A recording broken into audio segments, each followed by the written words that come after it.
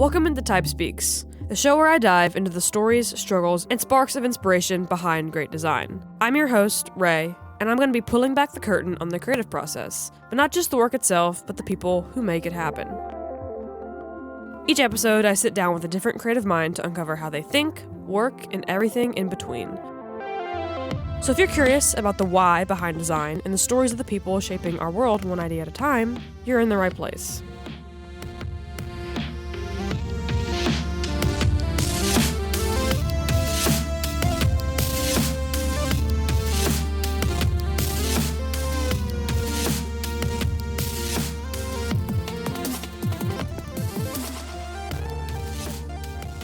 Hi, how you doing? Welcome into Type Speaks. Thank you. Thanks It's for having a me. non-determinate episode number. Good. I think that's going to be a running bit, maybe. Love it.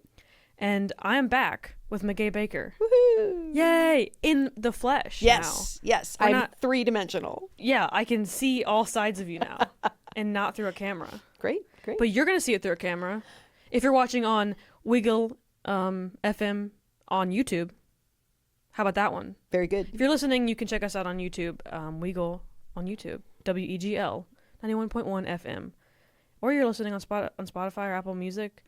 I know a lot of people are getting off of Spotify, so that's cool. That's cool That's too. fine. It's all good. That's why I kind of want to post on YouTube. Yeah, dude. Because I switched off of Spotify. Yeah. And most people like to get their podcasts from YouTube. Fun fact, if you didn't True. know. So It's true. It's true. I want to give the people more variety. Yeah. I couldn't find Options. that word for a second. Yeah, options. Yeah, good. Especially at Wiggle, we have lots of very strong opinions on music Mm-hmm. and artists' rights Yep. and what they should be on Yes. and what they should be paid. Yes. So, yes. So, if you didn't listen to our last episode together, which you should, I agree. if anyone's It was out there, awesome. It was so much fun. Oh my God. I had a fun time. I did. It was very fun. I loved it. I know my audience is particularly graphic designers, Yep. but I think, and a lot of other designers love listening to talking to other disciplines. Yeah. So I think if you're like, I don't even know anything about game design, you don't have to.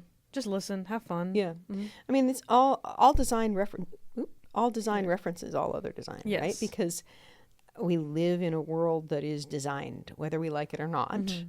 I mean, like, I'm looking at so many things in this room right now. Like, someone designed that carpet. Someone carpet. designed that little squeezy toy. Someone designed that, like, United States Postal Service plastic corrugated milk plastic thing. Something. Right? They're all designed. Somebody did that. Someone made it in a program, and Yep. then it got printed, and now it's here. Yep. I think it's crazy because I sometimes think about how I'll never be able to find a designer's name off of anything. Right. Sometimes. I get really freaked out about that Yes. sometimes. Yeah, and it's also, I mean, that's a really interesting point, especially as it intersects with game design, and the angle there on the game design that I do with tabletop role-playing games. We put our names on the cover, Yeah. because it's usually delivered in a book format. But it's really recent that you could get the name of the designer on the box of Yeah. a board game. I mean, you'd have the company. Yeah. Maybe, but the name of the designer is really new. And I think that's a great pivot It's a to good thing. recognize. Yeah, not only like there is a person who's designed the game, but like there's someone who's designed the graphics Yeah. for the game. Because that's huge. Like, that's a make or break It's thing. like, for a long time, we knew that on books it was like written by John Right. Doe, illustrated by Jane Doe. Yep. Yeah. You know? Yeah. Like, we've had that, so why don't we put it on everything? Yeah, I This agree. bear was designed, the 3D model was probably designed, Uh-huh. and the pattern was made, and Yep. it was now mass-produced in a factory Right? in maybe Taiwan, Yep. and now it's here And at best we get the, copyright by the company. by the company. Right. And even the process of trying to discover the people behind design is it's like a hidden skill set, hidden people who Yes. are doing things. And I think, I mean, a nod to something we touched on earlier, there's a whole global component here of looking at who is doing the designing, right? And how are they being treated? How are they considered artists? Yes. Are they considered craftspeople? Are they considered just workers in a factory? At what point does the design happen? Because there's the design, and then there's the implementation of the design.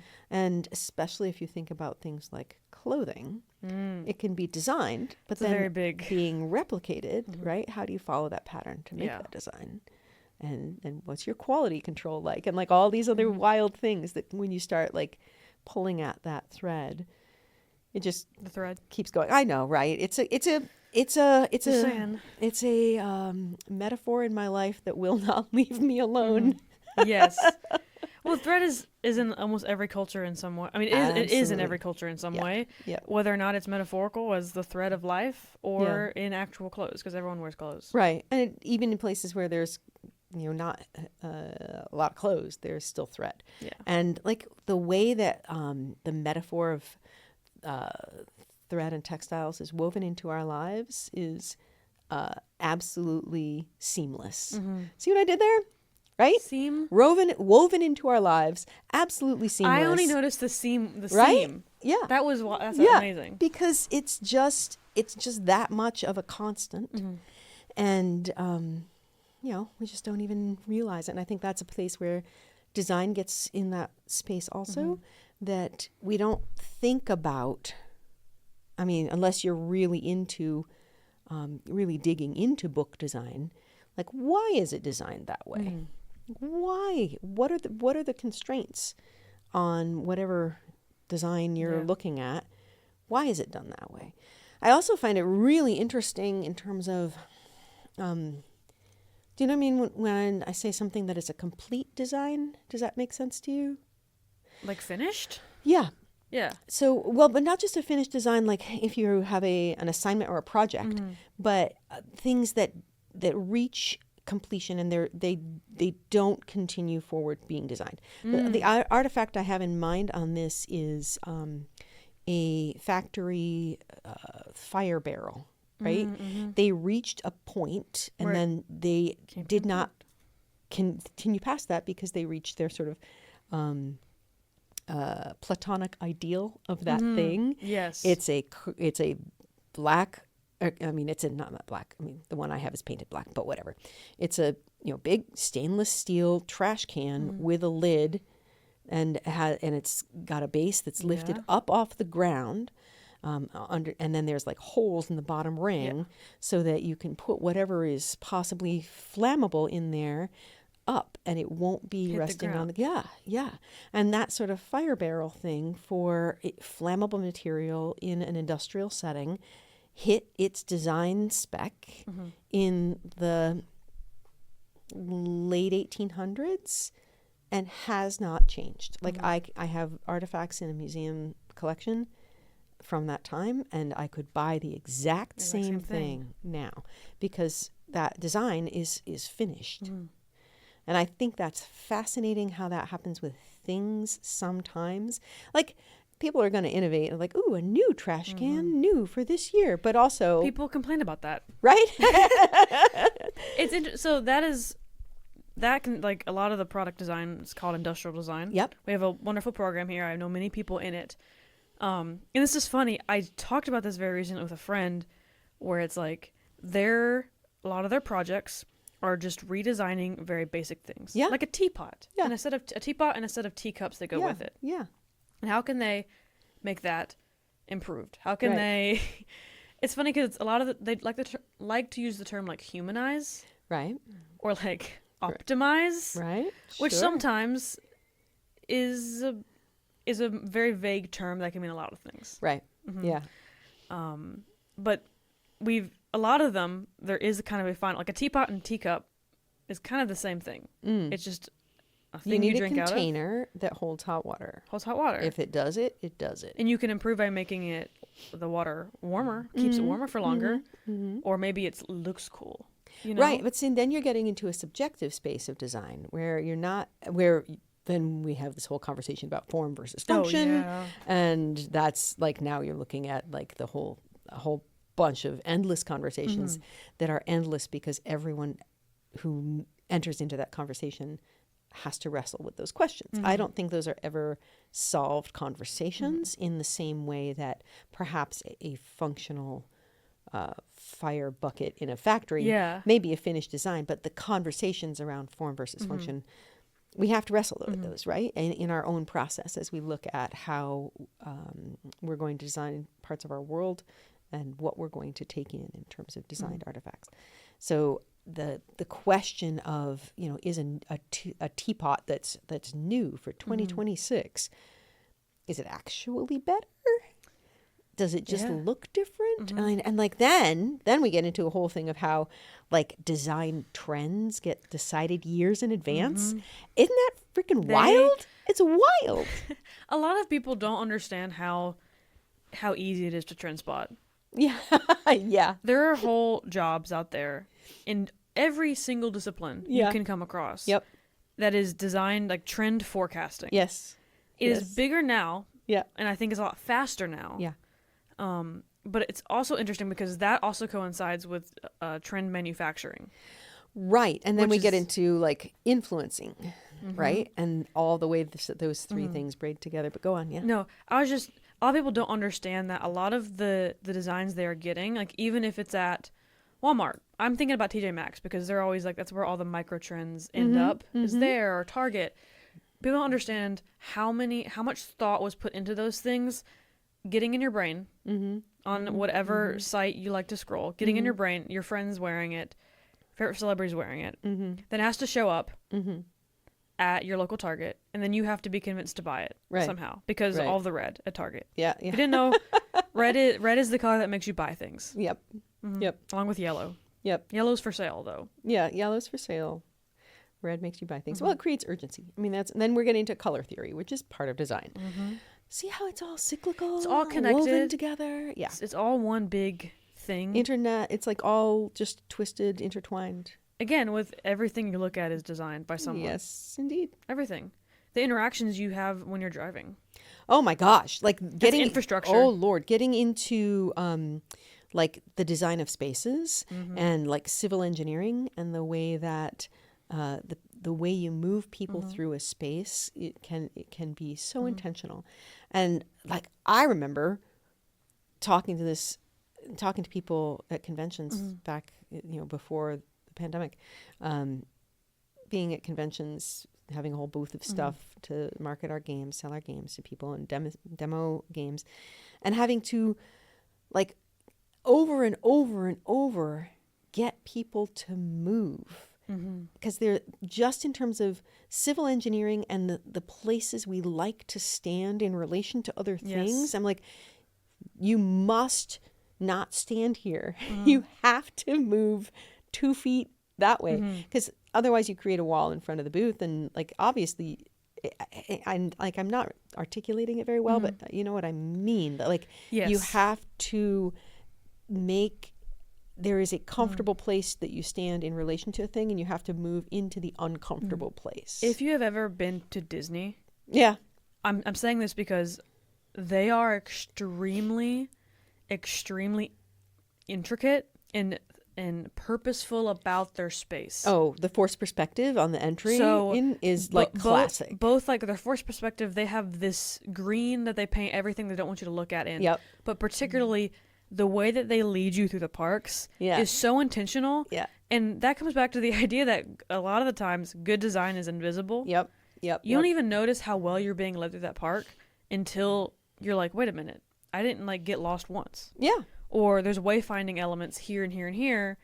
Or after this ride, there's like a food cart right after. Yeah, of course. And I'm hungry because I just waited in line for 2 hours. Yeah, of course. Or my favorite thing is that there's always like some type of smell. They intentionally pump smells in. Oh yeah, I mean, to lead you to food. That's huge. But also, while you're in line, they make sure that you can see shops and see food carts you want to go to because you're waiting. You're thinking in line. You're like, oh, after I'm done with this, I'm gonna go get a Mickey plushie.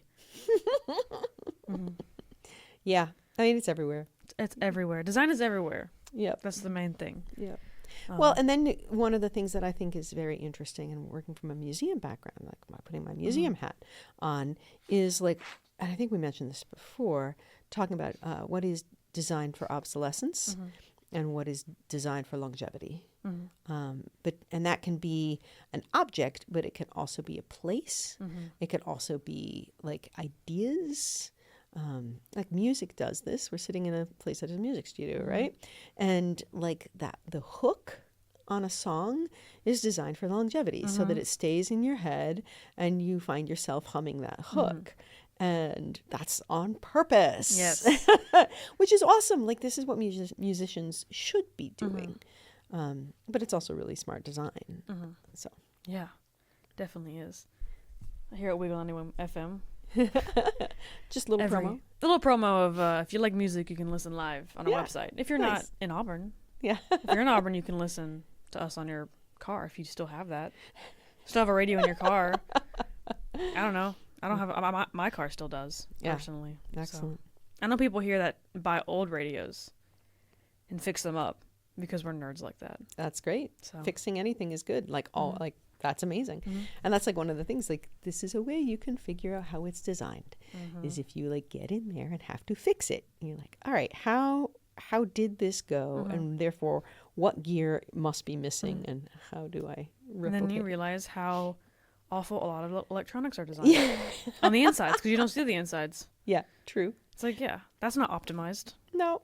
But, you know. But I mean, a lot of things only have to be optimized for efficiency or efficacy. They don't need to be fully optimized. Yeah. Right? You can be like, this is good enough and safe enough and secure enough. It'll do the job. Right? I'm thinking right now about like all of our electronics cords that come with the little Velcro wrap thingy, which we never use.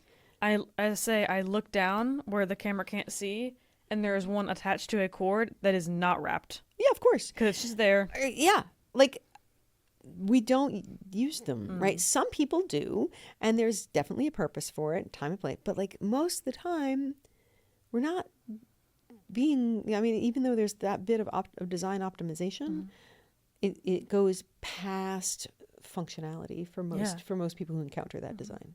Yeah. Also, cord management is hard. True. There's so many cords and so little plugs. And so many cords. Always in the wrong place. And they're always the wrong input and the wrong output. And I need a USB-C for this, but this one's old, so it's just a normal USB. Yeah. Yeah. It's all hard. It is true. Especially when you like old electronics. Yep. So, yep. eBay's got my back on cables, though. Let me tell you that. That's great. But yeah, do you have a next question? I do. Fabulous. I'm gonna blow your nose. Just inhale. Okay. Yeah. Yeah. So, I had a few questions that we couldn't get to. Okay. During our actual the first one show. Yeah. Because we talked a lot. I had fun talking. Me I too. love talking. Yeah. Yeah. I'm a huge yapper, obviously. Yeah. I joined a radio station where all you can do is talk. Yeah. Or play music. Yeah. I'm gonna talk about the music. Okay. You know, I have a talk show. Yeah. So it's not music. It's just me and my friend talking. Love it. And hearing my 2 cents about whatever's going on in That's Auburn. awesome. Check it out, Compact Discourse. Great. You get it? Compact Disc. I love it. Course. Beautiful. Nice Beautiful. pun. All right, questions. Sorry, I'll move on to the actual questions instead of yapping. We both have ADHD, by the way. Did you notice? No, it's completely clear. Okay, I just want to make... So you said that you had it last night, and I was like, I think she knows that I do too. Yeah. That you can tell. Cool. Yes. Also, like, shout out to my friend Jess Beck, because I've met what you would be if you were in Auburn. Anyway. Oh. Yeah. Me? Yeah. Oh. like one of my bonus kids, she's at our house often, and I'm like, there's so much that like the two of you would just get on like a house on fire, and you'd also be like, oh, hello, slightly younger me. It would be really awesome. Because your child is like a year younger than me. My youngest is 20. 20. Yeah. Which that means they're only 1 year below me. Yeah. Yeah. Yeah. I can drink alcohol and they can't. Yeah, that's fine. So if you're listening, how about that one? Cool. Good enough. Yeah. All right, questions. Sorry. Yeah, so the questions that I wanted to ask before about design, but then we got off track, or really the answers just went longer. Yeah. Is that I wanted to ask because you talked about, if you didn't know, you came to Auburn to talk at Pebble Hill. Made a talk last night. You can watch that live. Not live. You can watch the recording of that. Yeah. I forget where, you probably can just Google it, but you talked about how much it's changed, like how communities in gaming have changed so much from the internet. Yeah. I take that for granted as someone who's always been on the internet, and I Right. encountered tabletop games, any game really, Sure. through the internet. Like I Right. played my first D&D game on Discord. Yeah. I think a lot of people Nice. did during quarantine. Sure. Yes. I was in junior high, yeah. didn't know what I was doing, but I Yeah. ran one. Rock on. How have you what major shifts have you seen in like the tabletop game design space, kind of pre-internet, post-internet, maybe not even then, just maybe in the past like 10 years? Okay, so let's unpack that a little bit. That like before the internet, right? Tabletop design was very much in notebooks. You know, you're basically just writing notebooks full of world design and like world building. So a lot of folks so we're talking like the 80s, really, in the 70s too. But like my like biggest piece of that would have been throughout the 80s. And really, it's filling notebooks with world building. You know, there wasn't a lot of mechanics designs going on that I was aware of that were different, because mostly we were just being like, all right, we're going to still make characters like D&D. We're still going to use, the sort of basic first, maybe second edition D&D, like dice mechanics. But the design was in the world building of like, what do we want the world to look like? My goodness, the like notebooks filled with designing, cities of glass, or, cities full of airships, or jungle swamps full of dinosaurs, or, all that sort of design coming into the world building. And a lot of it was very young, right? Because there's a lot of people who were in high school or middle school or, whatever. And there were people who were taking a more historical bent and looking at it with a lot more detail at like, what would I want to do and how would I do it? But also a lot of just fantasy stuff of like, it's like Jenny, my DM, when I was a tiny child, we were playing D&D, and then Star Wars came out, and Jenny was like, okay, we're going to do D&D, but it's going to be Star Wars. Right? And so she made this whole Star Wars, our alt universe Star Wars, where we play that with D&D mechanics. That's cool. That's definitely design. The place where it starts to encounter a shift is first you have to get computers, like home computers coming in, right?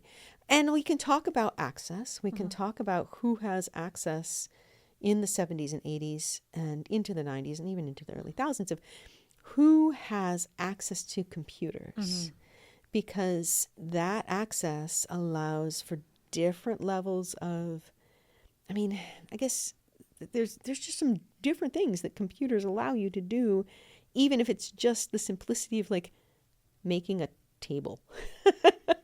And the people who have access are people who have, white collar jobs with moments of time. Their parents have white collar jobs. Well, yeah, but even before that, yes.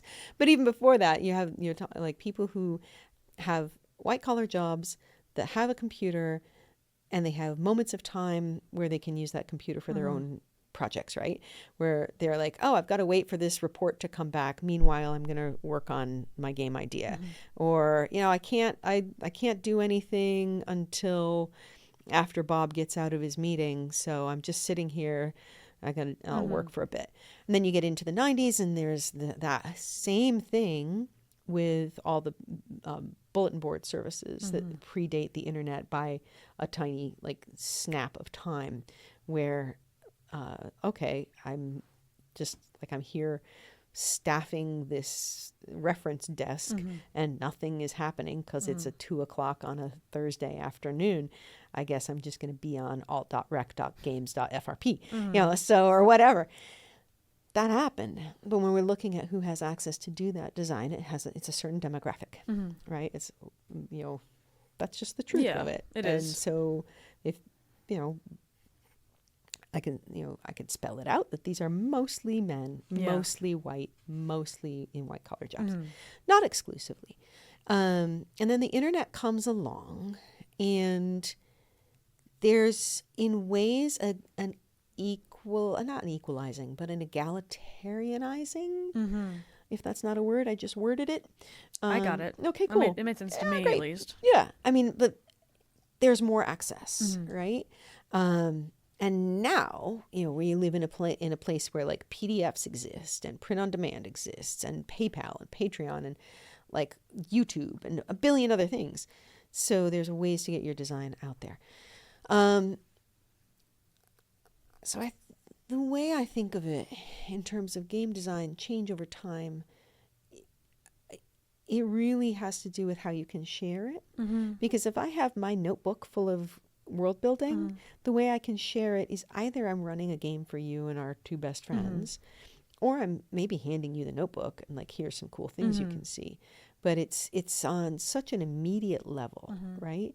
And if I'm especially being a girl growing up in the 70s and 80s, into the 90s, if I'm very lucky, like really lucky, there's a friendly local game store where I feel able to be.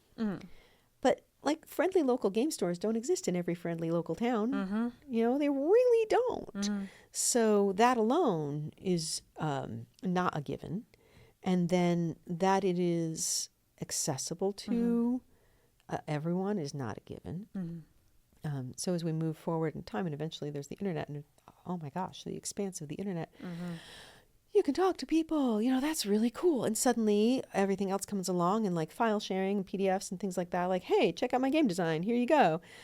Awesome. And now we have communication around the world, and we have community around the world, and suddenly we're all like on different podcasts and different video things with like people on the other side of the planet collaborating and talking about games and game design. And suddenly I get to do things like hire an illustrator from the other side of the planet, because like, hey, I saw your art on Instagram or Tumblr or whatever, and would you do some pieces for me? And I'll PayPal you some money. How freaking cool. That's amazing. And then that's not even touching into the design space that you mentioned in terms of into the pandemic, where now we have people designing for these other spaces, right? There's now games that are designed to be played just on Discord, which is super cool. I played one a while back where we're all on Discord. I'm blanking on the name now. Sorry, designer, your game was lovely. And we were all on different parts of the spaceship, right? So the conceit is we're in a spaceship. Yeah. And we're just using our Discord. That's our internal comms. Oh. Right? So here I am in engineering, and I'm like, hey, this is what's going on right here. That's how it's going. And another screen in the box is navs. And navs is saying, and like navigation is saying, well, this is this issue. And brilliant game. Yeah. And then there's this door, I think it's called This Discord is Haunted, or maybe This Discord Has Ghosts, which has a wonderful thing where it does with different access and permissions into different parts of the server.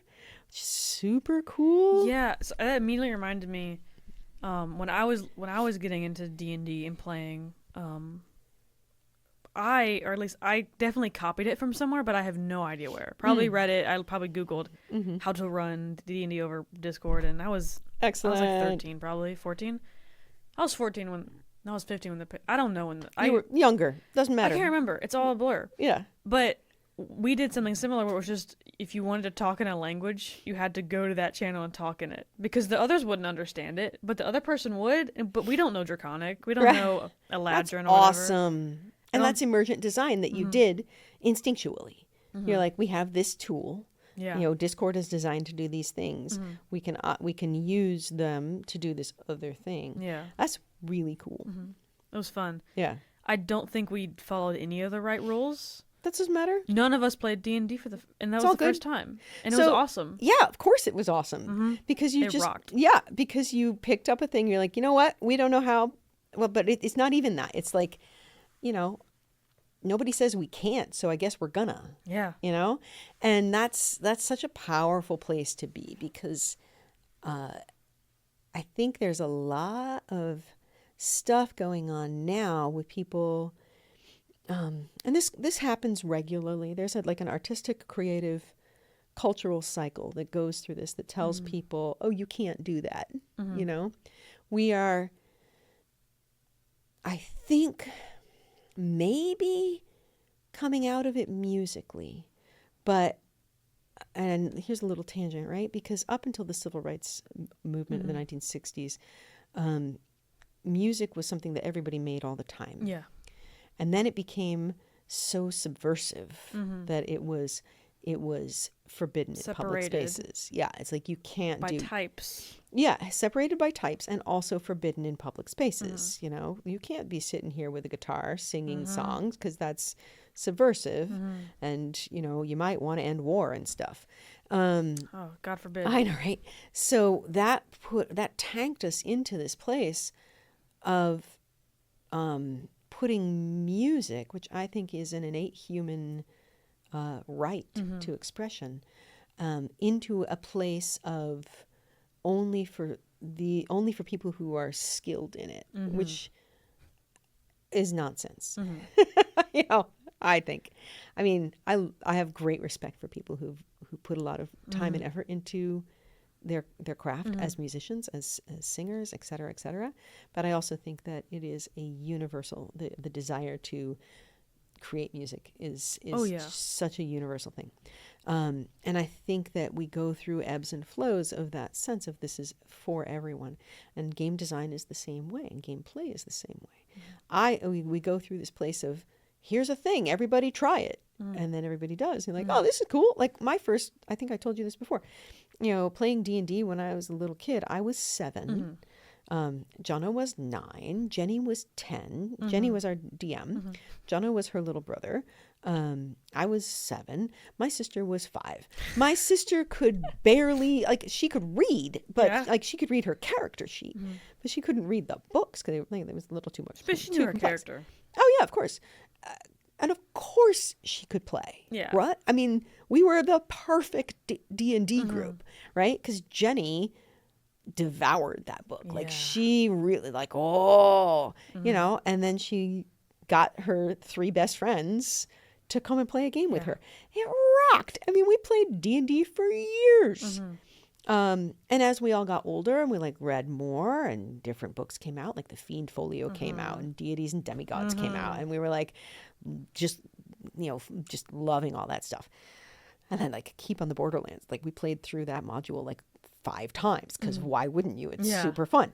But there, I think we are now in like then there was a place of like, oh, this isn't for everybody. And it very much got like into this place of like, oh, this is only one kind of people. Then you have in the late 80s and early, especially the late 80s, where it very much got like, oh, that's for nerds. Yeah.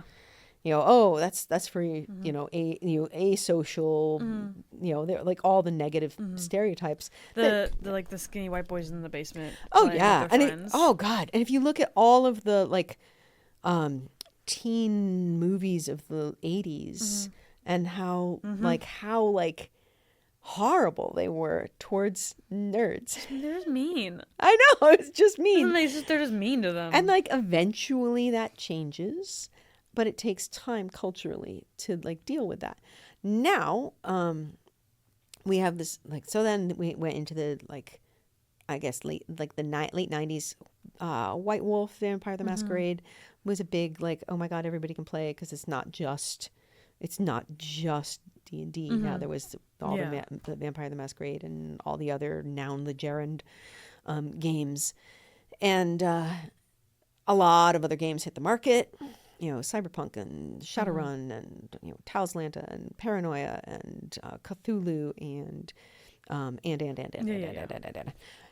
But now I feel like we're back in a place of having to remember that everybody can play, because I think a lot of the sort of 2010, 2015, even up till now, sort of are hitting of like, again, a thing of, I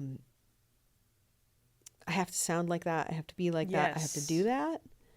And I see that in the design of the physical book too, right? With Apocalypse World, and we're launching Apocalypse World 3rd edition on Monday, and we're still looking like, okay, how DIY can we make this look, right? It's very stripped down because I don't want to ever have the production values on things that I design be out of reach of other people, right? Because I want everyone to look at my work and be like, oh, that's awesome. I could do something too, right? Whether it's run a game or write a game or design a book. Yeah. You know? So that piece where you were like, I don't know, I'm 14, 15 years old and I don't know what this is, but we're going to try it. Yeah. I'm so excited about that being kind of more of what's happening now, and that people look at different spaces to do that and just feel more empowered and be like, you know what, we're just gonna do it. Yeah, I see it a lot with like younger. I've talked about this multiple times in the show, but I don't know if I talked about it with you. Is over the summer I like teach children at art camp. Awesome. And encountered like these two little girls that. One little girl was obsessed with the dragons, and like her brother was like running a D&D thing, and she, of course, she was like a what are they called? Dragonoids. Dragonborn. Dragonborns? Yes. And like she was obsessed with it. Yeah. And I just looked at her and I was like, "You're awesome. You have this like these green eyes towards D&D that when I'm like, and you've never played it before, and you're playing it for the first time ever, and you're just." I'm doing 20 other things trying to prepare for this class, and she's just right next to me, knowing that I play D&D, just talking about it. Sure. And it's she's never played it, and she just is so into it. And then I talk to people, obviously here. I'm calling him out. His name is Heath. He loves Warhammer. He plays Warhammer. He talks about it all the time. He somehow views D&D. He's like intimidated by it. He's never played it before. Right. He's almost like it's this now we're like, oh, I can't play that because like, oh, I'm not very good at like voices, or I'm not good at stories or something like this. And it's like it's not intimidating, I promise. Yeah. And I want them to come at it like the kid did. Yes, right? That's the thing. Like if we can let ourselves respond to that sense of hey, will you come play with me? Right? If we can let ourselves respond to that, or like, ooh, can I play? And we can let ourselves go into that space. Yeah, just heckin' do it. Like no one is I promise you, no one is going to show up at your table and go, oh, you forgot that rule. Yeah. You're not playing this right. I mean, okay, we all have like the rules lawyers, they do exist. Love you. It's valuable. But like, anyway. Sometimes I want to have fun and I want to ask the DM if I can do a sick backflip. And you should. And yes. The answer is fun. Yes. Yeah. The answer is yes. Yes. Like right now. Yes. Do you want it to have consequences? No. But okay, cool. But I know they're going to have consequences. Well, if you want them to have consequences. At least how my friends will say, Catherine and Emily, who have both run, they'll say yes to lots of things, but it's not going to be easy. Yeah, but I would say, like, if you want it to have consequences, do you want to roll for it? Yeah. And, yeah, because then your sick backflip has consequences. And my sick backflip becomes laying on the floor in front of like a king or something. I mean, that's awesome. But like one of the things that's really powerful there that I always like to do and have always liked to do is, you know, if you blow the roll, I'm always going to put that in your hands. Always. I will never, even if I'm doing D&D and I'm like, oh, you got a critical failure. What the hell happens? Because I don't want to do that, right? I want you to tell me because you're always going to do something more interesting to your character than I am. You'll find it funny. I was getting so many critical failures. I played a wild magic sorcerer warlock. I'm not going to go into that. Instead of, we made it because I roll so many ones that every time I rolled a one, I would wild magic surge. Yeah. Why so not? it was out of our hands. Yeah, it just happens. And that was fun. Yeah, because totally. it made more sense Yep. in our heads. Because Yep. the world doesn't make any sense. Yeah. Well, and like I think this is one of the places where as we go through our lives, and this is another thing that happens with game design, is that as young children, really young children, we're living in a world of magical thought. Like for all your listeners out there who are doing early childhood development or childhood psychology, they know exactly what I'm talking about. You know, there's this early childhood phase where, you know, it's just weirdly surreal magical thinking for them all the time. Then around the time you're 7, you go into your teeth change and you go into a very literal categorizing brain phase where you're just like things are right or they're wrong. It's, you know, it's fair or it's not fair, all that sort of things. And then of course we hit them right then with math and spelling and dang, what a crap thing to do to a kid. Yeah. You know, but that's an aside. That's a comment on our public education system. Just wait till they're like 10. Then they'll just do all of math seamlessly with no pain. Or you're like me and you give your letters stories and emotions and they all have little personalities. Ah, yeah. You combine those two things. Yep. And that's, like the thing where like, Synesthesia? yeah, that. Yeah. Nines. Do you have pareidolia too? Where you see faces everywhere? I don't know. Pareidolia. Maybe. Pareidolia is just a thing that humans do because we like to recognize patterns. But it's what leads us to seeing like the Mona Lisa on a potato chip. Yeah. And like demons in the woodwork. Yeah, It's that's why we just do also that. are like really weird about Uncanny Valley. Yeah, exactly. Because Yeah. it's just not right. Right, exactly. All right. Anyway, so then we go from like, you know, everything is fanciful to there has to be rules. And then we go into adolescence where things get kind of mushy and weird and we start seeing nuance and gray areas. We go through that and we're like, okay, now I really need some rules. I need to know like what the hell is going on. And then we come out of that and now we're like in our late teens and we're like, okay, I kind of have a sense of You feel the more world. normal. Right. And you're like, all right. But by then you've been through the education system that's like, this is how you have to do it. And these are the rules and this is what you must do.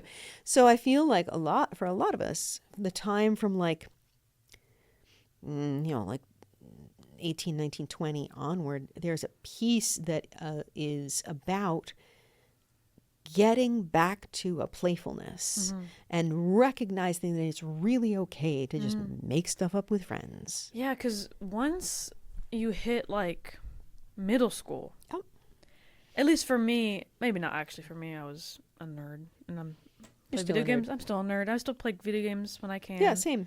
I'm 54. Yes. Yeah. I still play games with my friends. I'm playing Call of Cthulhu tomorrow for Halloween with my friends. Sweet. And I'm making pasta. Awesome. So Good. But a lot of people, it's very much socially like, okay, now you got to grow up. Right. You can't play pretend anymore. You got to be a little bit more serious about what you're into. I wasn't. Goodness. I was so, you know what? I will say, I like My Little Pony. Maybe a little bit too long. No, there's no too But long. but that was socially, it was like, I totally I hear was you. getting up into 13. And they were like, what? And you still really like My Little Pony. That's a little, like, that was socially very weird. Right. But who is that hurting? But Rarity is the best pony. Rainbow Dash. I mean, Rainbow Dash is amazing. Rainbow Dash is best pony. Okay, no, but yes, but sorry, see, we're gonna for argue me, I'm just saying. I agree that objectively Rainbow Dash is the best pony. But for me personally, Rarity is the best pony. Now, I will say, you are wearing purple. I'm wearing purple. My hair is silver and gray, and I have a dyed purple stripe, or brown and silver.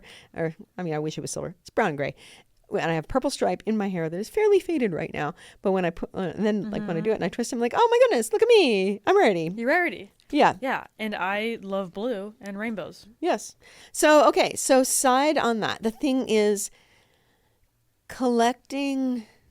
Like even if we go into the archaeological record and we look at what remains in terms of little stone figurines, people have always collected toys, Yes. collected things. Like this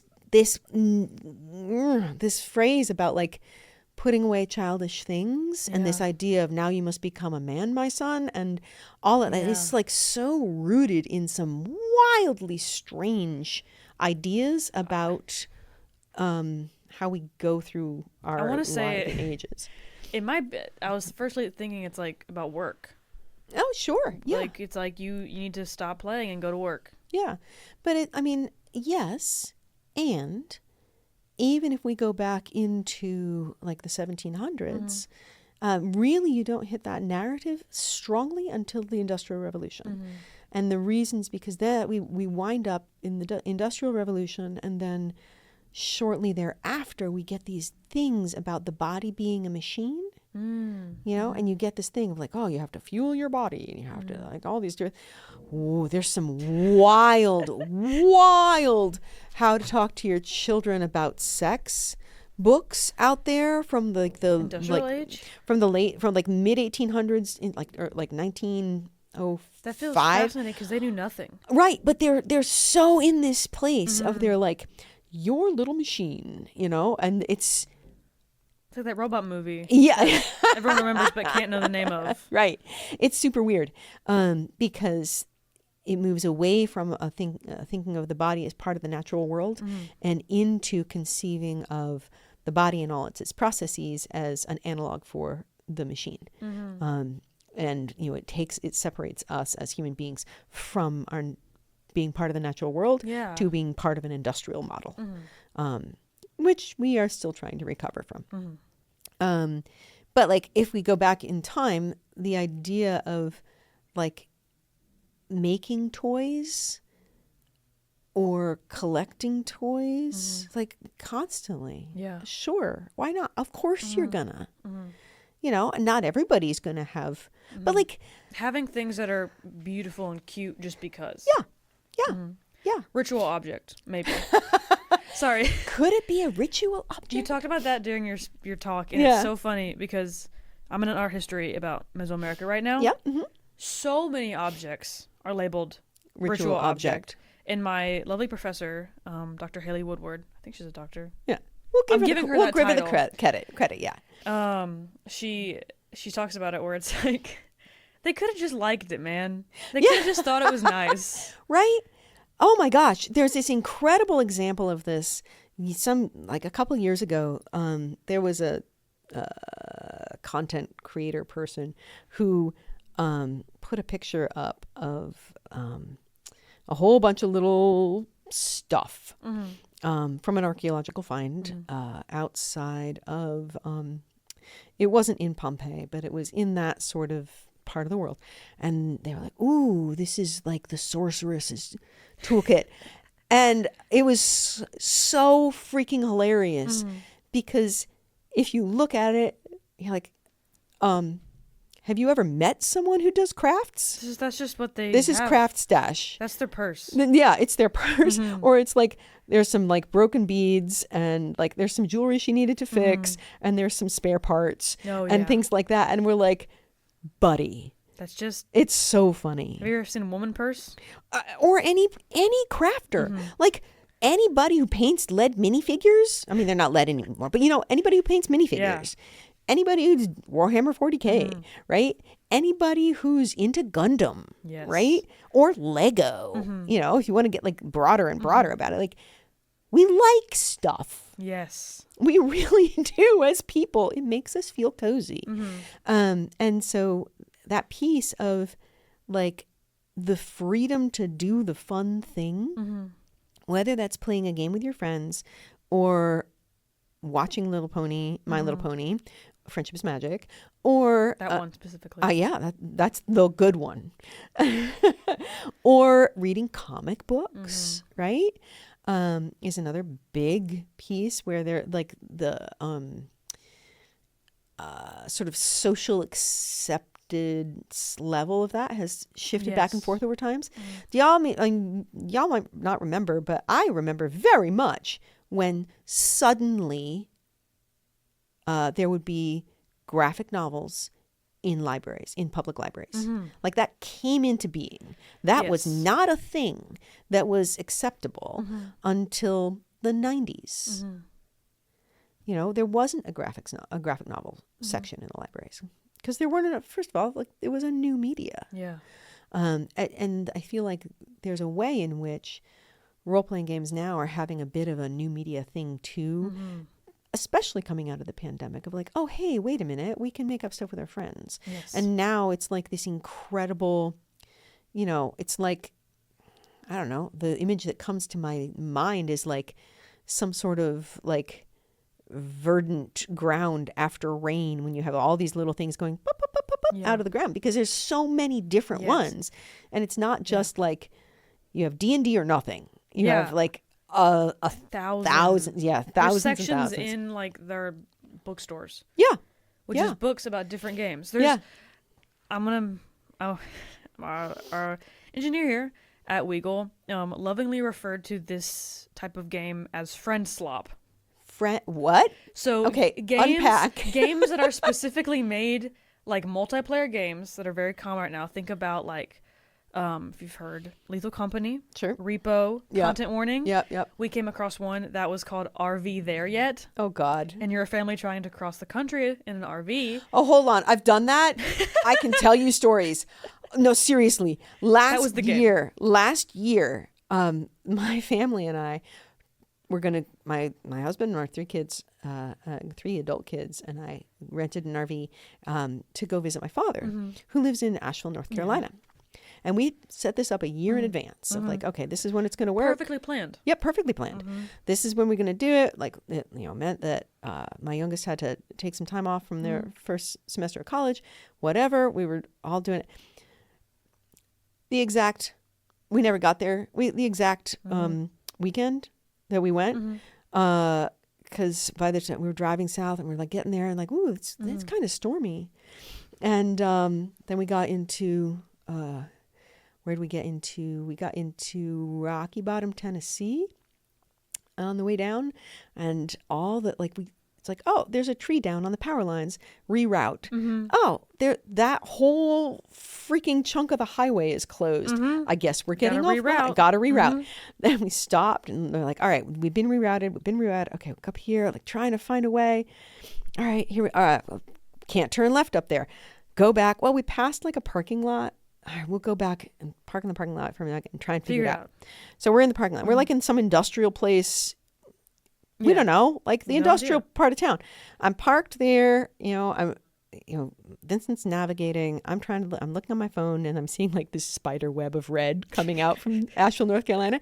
Suddenly there's like a flashlight in my driver's side mirror. And I'm like, what the heck do the police want?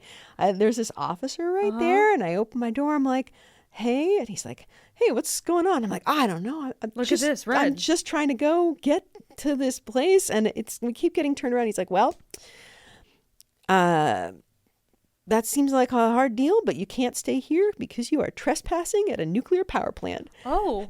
Right? No signage, no anything, no do not park here. I thought they gated those off. Apparently not this one. It was so wild. So anyway, when you say RV There Yet, I have like flashbacks to riding in what we eventually called the cement mixer, because it was just going every time we went over a bump, ka-chung, ka-chung, ka-chung. Wild times. Anyway, there's a tiny peek into my life. That's great. Yeah. I thought they'd had a lot of stuff for that one. We sure thought that would have been closed off. Anyway, he was very nice, and he said, go back on up to the Walmart parking lot, and then the Walmart next to the nuclear power plant. Yeah, exactly. And then the very, very nice firefighters came along and said, no, you're not getting into Asheville except by air, because the hurricane had hit. Oh my God. Right? So the red was just water. Yeah. It was just like road closures. It was just like not happening. Oh my goodness. Anyway, it was wild. Yeah. Friend slop. So yeah, I'm intrigued by the slop angle. Slop is like a term being used a lot online right now. Yeah, it is. In my generation, yeah, like kind of. I've noticed. Referring to stuff that is mass produced. often. Now, that one I think is a little bit tongue-in-cheek. Maybe not, because there are a lot more games now that are about being silly with your friends. Right. Which I love. Yeah. They're like $10 to $20. Yeah. And you can spend maybe a week on them. Yeah. And it's worth it. It's worth it. Because maybe I don't want to buy the new Battlefield game and get angry with my friends. Right. I Good keep plan. dying. Or Good no, actually, because plan. I have to play Medic. Yeah. You know what? Maybe that's the reason. Yeah. Because no one else will. Yeah. But there's this, like, with emerging new media, like, those games existed. Those games where you could play and have fun with your friends. I can think of, like, Battle Beast, where it's like just a funny game where you're playing 4 people and it's not super serious.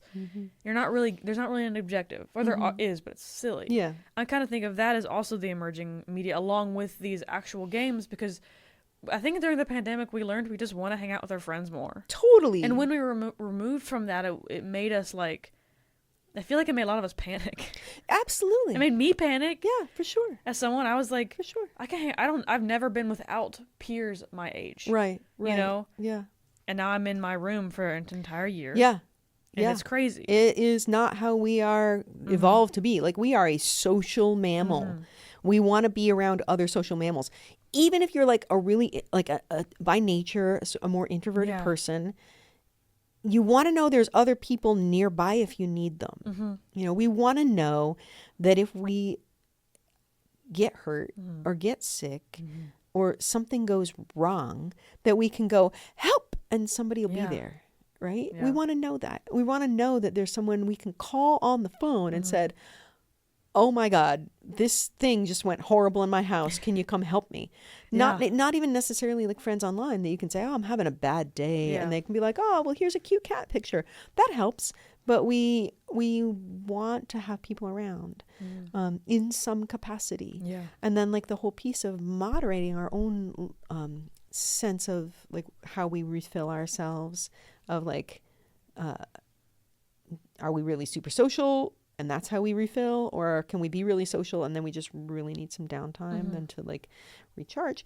That's fine. That's personal. But we do like there's a reason why we have, and I'm so strongly for prison reform, but this is a piece like cutting a person off from other people is a thing we do as terrible punishment. As torture, yeah. Yeah. Yeah, it is not something that we do by choice. Yeah, you know, if we are doing it by choice, that's by choice. Like, put me in a like a sensory deprivation tag on my own choice. Then I can leave whenever I want. Yeah, but like the pandemic wasn't like that, and so finding ways, like the incredible drive to connect by whatever means was safe and possible. Is a wonderful, like that's a place of huge innovation in design. People going, all right, how are we going to do this? How are we going to make this work? How are we going to use the tools we have to do the things that we need to feel human? And some of that stuff was amazingly innovative, and like continues into innovation that we continue to see in like podcasting equipment, right? And recording technology and design in games for different types of interaction. And then also your friend slop idea of like recognizing that, sure, you know, we want to do like, let's all fight the big bad guy, or, you know, me against the world sort of thing. But also we just want to hang out, right? Yeah. There's a reason Jackbox is so freaking popular. Yes. Right? It's every like hangout for the past few years. It's been like, oh, I got the Jackbox 9-pack and I have the Jackbox 5-pack. And let's do some things. Let's hang out and laugh, right? Fun. What if we hung out and laugh? Because I think I mentioned this before, like my thing about like if they can keep us inside, isolated, depressed, and consuming, the extractive forces that want us to just be little cogs in the machine win. Yeah. Right? And if we can break through that in any way so that we are, you know, connected, like it, and you can just connect with one other person, hang out and do anything. Like, hey, we're gonna like sit quietly together, and I'm gonna like write in my notebook, and you're gonna draw. Yeah, I love parallel play. Awesome, right? Parallel play is the bomb. It's so cool. And it so gets into a place of, and that's why I think that there's like, I have a little issue with the friend slop thing because of the negative connotation. Yes. And I think it's really easy for ourselves in this epoch, in this time we're in right now, to denigrate the things that make us feel good. That's putting it back into like, oh, it's just like a silly little game with our friends. It's friend slop. Like all these games are coming out, but they're kind of silly. It's kind of almost reverting back to that game silly. You know what I mean? In a negative way, not like in a, I'm having so much fun with my friends because I don't have to think about taxes. Yeah. I'm going to think about grad school. Tomorrow, I'm not going to think about grad school at all. Yoo! My friend's mom is making me a gluten-free, because I'm gluten-free, Good. Okay. pie. Nice. I haven't had pie in years. Oh, that's awesome. I'm so excited for you. I'm excited. Yeah. Do you know what kind of pie yet? It was chocolate. Ha! Yeah. And then she's going to give me the leftover pudding. I can see right now you're excited. If you're a person with an allergy, Yeah. you know this very well. I've been gluten-free yeah. since I was 6 years old. Yeah. I don't remember many of the treats I had. Yeah. That were I called me and my mom call it glutenized. Yeah. Yes, of course. It's got gluten in it. It's a real thing. You get excited when and then things you feel crappy. don't. Yeah. You get excited when things don't have gluten in them, and you can have them. Yeah. I hear you. And yeah. Yeah. But I think, and that's the thing of like, there's a really interesting thing there, right?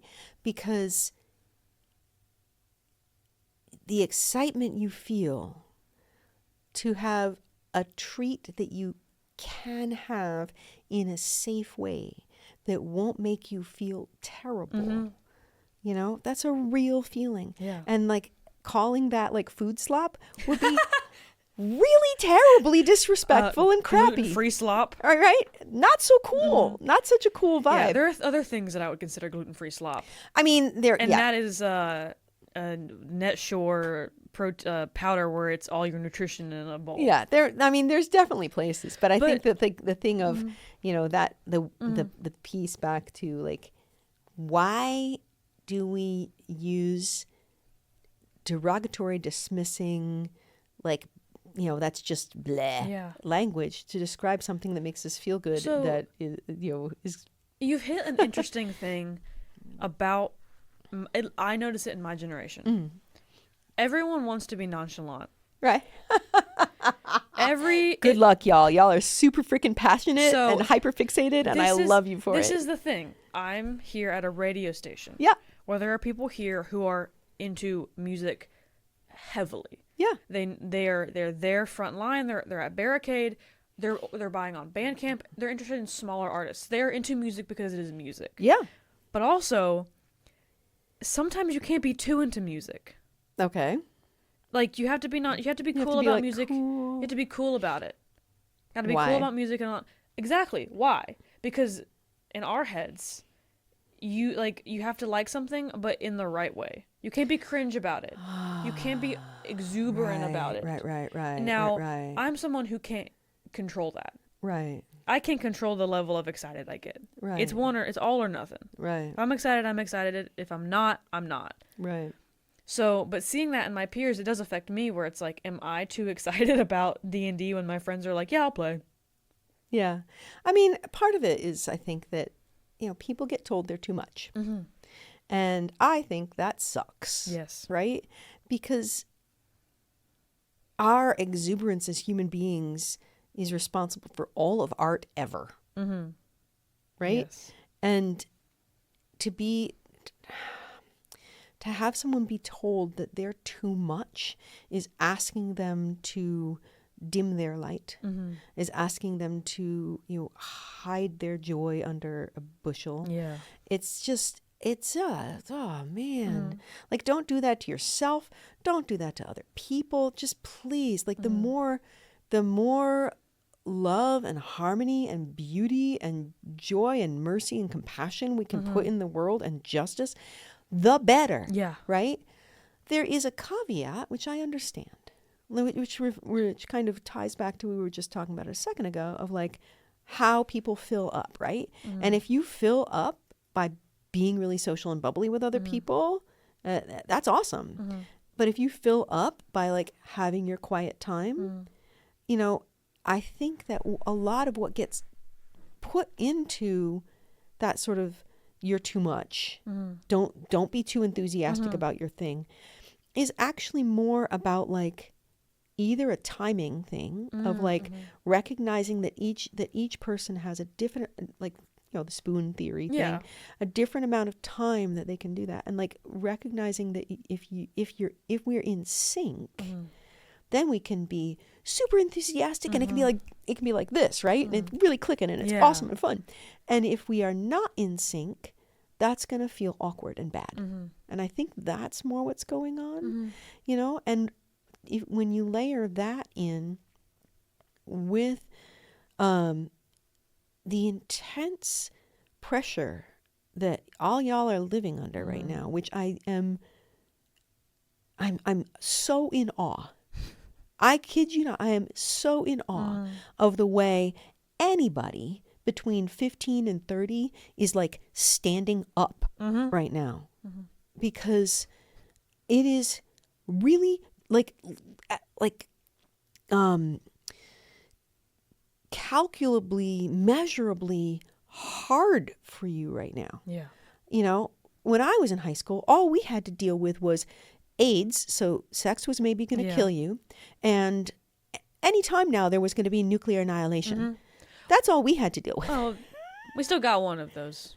Yeah, true. But I'll let you decide which one. Yeah. Well, you know, if certain people in certain departments have their way with vaccines and et cetera, then, yeah, twofers. But I think it is different now. I think that so that pressure of like, don't be too much is filtered through the incredible pressure that you're all under every day, all the time. I recently learned this, and it's been helping me, is like the panopticon effect that's Yep. happening to a lot of. I notice it now. I was excited about doing video. I've done it twice now, and doing all of this. It's exciting for me. Like, entering this new space, I entered a new space doing radio and doing podcasting audibly, and I got over my fear of sounding bad. Right. I have a way of speaking that sometimes I get in my head about. I tend to slur. If two words have the same ending and beginning letter, I will just continue those together. It's a thing for me. It's probably the ADHD, possibly. Yeah, but I just said "sawsome," which is it's awesome. Yeah, as a schmear. As a schmear. It's awesome. But coming into this and knowing that there could possibly be eyes on me, and in the beginning there could possibly be listeners on me, it affected my excitement for what I was creating. Got it. Yeah. And in design, and graphic design at least, is also a thing. Now, graphic design, if you're going into the public space, which a lot of it is, you do have to design with eyes in mind. Sure. In there. Yeah. But it does affect you in a different way now. I think it affects everyone now. Because you're almost forced into the public eye in some extent. Agreed. Or else you're, I wouldn't say ostracized, but you're pushed to the back. Right. Like, it sucks because I'm thinking, like, obviously right now, I'm scrolling on Instagram too much. I can say that. My friends are too. We all are, because, wow, you get dopamine every time you scroll. Fun fact. Also, and then you're like, God, what have I done with my last hour, right? Yeah. And then your dopamine crashes. And you feel like sucks. Garbage. Yep. But I'm sitting here as someone who has an audience, albeit small, you know, both in, I take photos for concerts, I do my podcast, I design and I post my design, and I just do art. I have many titles, and it's kind of weird to call myself all these things. But I was like, I can't get off Instagram, because then how are people gonna see me? And it was like, I shouldn't be like, it affects you mentally in a way you don't expect. And even people who are just posting their formal they attend, they're thinking about the people that are going to view them in a way that we haven't experienced before as humans. And it's like, I think that we're going to look back and we're going to see a weird thing that's happening with us. Yeah. So there's an interesting thing there about the desire to be seen, right? And a lot of us go through a phase in, usually in middle school, Yeah. but it can be brief or it can be long. It can be lifelong, of whether you have a desire to be, I do not wish to be perceived, or you have a desire to be seen. And I think that one of the things we're wrestling right now with culturally is the sort of way in which we are less likely to be deeply seen because we are less likely to have deep in-person conversations and connections with people that we've gotten together every Friday night for game night for the last decade. We're less likely to be deeply seen by a few close friends and more likely to be lightly, shallowly seen by a great many people. So I think that we are simultaneously in a place where we are longing for that sense of being truly seen. When you have a friend who sends you something, shows up for you in a way that you maybe you're not oh my God, I need help, but they just do a thing. You're oh, you really get me. Makes a gluten-free pie. Hey, right? Yeah. Or, a friend who sends you a meme, DMs you a meme. Yes. They just know, right? That's awesome. And simultaneously, we are living in a space where we have moved so drastically from the written word in all of the 1900s to the visual image in 2000, from 2000 onward, where it's so much more visual. And we are also at the same time utterly barraged with a constant stream of content, news, content. Don't miss that new thing. FOMO, huge. Yeah. And it's very, and heck, digital cameras. Yeah. Or having a camera on your phone. Everyone can do it now. Everyone can do it, which I think is wonderful in ways of, citizen journalists and citizen documentarians. I'm super for it. Also very for actual journalists who actually have journalistic standards and do the thing. Love them. But when I look at even my own childhood, in the 70s, film was expensive. You didn't know how it was going to turn out. Yeah. You might wind up with a whole roll of double exposures because you didn't realize you'd rewound the film, and then you shot over it, and that was wild. And if you go back before then, having a picture of someone becomes more and more and more rare. Yeah.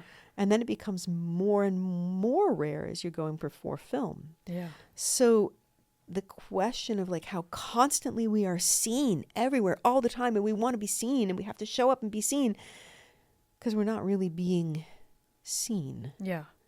And I think that's really interesting because, you're 21. Yes, I am. Right? And already on the wheel of oh my God, I can't get off TikTok, not TikTok, I can't get off Instagram. Both. Right? Yeah. Because then they won't know who I am. Yeah. And I'm everybody, you're going to be fine. But that's the thing, right? You're growing up in a space where you're being told you have to be constantly available and constantly on and constantly documented. Yes. And so how do you recover from that? Because your life is being designed. I mean, I'm talking, but I'm not telling you anything you don't know. But there's a thing where your life is being designed for you of here's what you will consume and here's how you will make yourself consumable. And what will be pushed out to people. Yeah. Yeah. Algorithms control a lot of people's lives and they don't even understand what they are. Exactly. Right. And someone's designing that algorithm. Oh, yeah. And oh my gosh, right now I'm in a whole argument with Google because once upon a time it was a useful tool for me to research things. It is not anymore. And now I'm why? AI overview is the bane of my existence. I hate it so much. Same. It sucks. Yeah. And I wish I could turn it off. Yep. I mean, the process of making it so hard to turn these things off is very clear. And there's a reason why that's designed that way. Yeah, because you're going to read it. because the first thing that pops up, and you don't have time to scroll. And also, hey, guess what? The 2 things below it are ads. Yeah. So, All right. Do you have another question? Because otherwise we're going to keep getting, otherwise it's going to get real ranty in here real fast. Do we have time? I'm sure we have time. Okay. You know, if you have time. I have so much time. Sure. Like no one's knocking on the door yet saying I need to be anywhere else. So. I don't know where the time is on that thing. Yeah, I don't either. Oh, 1:20. Okay. It's really tiny. That's really tiny. All right. Okay. Awesome. All right. Let's see if we can get through some other questions some other faster. questions. This is so freaking fun. I'm having the best time. I'm glad. I'm having fun. I'm having so much fun. Great. I love talking. Yeah. Yeah. That's why I started a podcast. Uh-huh. That's why I invested money into this. Good job. So, yeah. It's funny. I'm going to the second question, and I feel like we already answered this. Say it quick, and So, we can say. I was going to ask, is there something the wider industry still consistently misunderstands about what games can do? Wider industry is a really interesting question. I think that games do everything. Yeah. I think that the part that is hard is recognizing that not all games do all things. Mm-hmm. You know, don't try to make all games be all things to all people. Yeah. That we have games for education, we have games for therapeutic use, we have games for career development, we have games for interpersonal relationships, we have games for a billion reasons, and we have games just to support friendship. Yeah. You know, and that, like, all of the game history that we have going back into at least the 1600s, games are for passing time with friends in company. Mm-hmm. You know, that's why there's endless card games and board games and parlor games, is because before people needed to complete the internet, right? And I think we all fall into that. Like, oh, I have to complete the internet. Mm-hmm. And that's why we're losing time to scrolling. It's like, oh, I just gotta finish Reddit. Before I go on to the next thing. It's bad. Yeah, it's really bad. Because there's so many things. It's not going to happen. But before all that, gameplay is part of life always, forever, going back for a very long time. And it's used to support friendship and community. And the way that, like, one of the fascinating places of game play and game design that I like to look at is work games. As you go back through history, there's wonderful work games around bringing in the corn harvest, right? It's like, okay, all this corn is here. It all has to be shucked before we can put it in a corn crib to keep it over the winter. It's going to be so much easier to get this acres and acres and acres of corn, you know, this monster pile in front of us, shucked if we make it a game. And this particular game is, if you find an ear, you shuck the corn, and occasionally corn will have a genetic mutation that makes it red. Yeah. And if you get a red ear, you get to kiss anybody here. And that's just a true game that happened. Yeah. Right. But it makes it more fun. Yeah. Because games are fun. Yeah. And if you can make anything a game, It'll be fun. it's more fun. I immediately thought about, like, sailors or rowers specifically having Sure. songs that would Same deal. have the Yep. beat of the row, because there was multiple people in the rowing, because boats, Need multiple people. because there's no engines. And that's why there's songs. And this is back when like music was for everyone, right? Because you needed work songs. That work songs carried you through the day. Like, I have a cookbook that my mom wrote for me when I went to college that has instructions about making bread, and that in terms of like kneading the bread, you have to knead it to the length of I think it's 1 Creedence Clearwater song or 2 Rolling Stones songs, whatever. Because, you use music to mark time.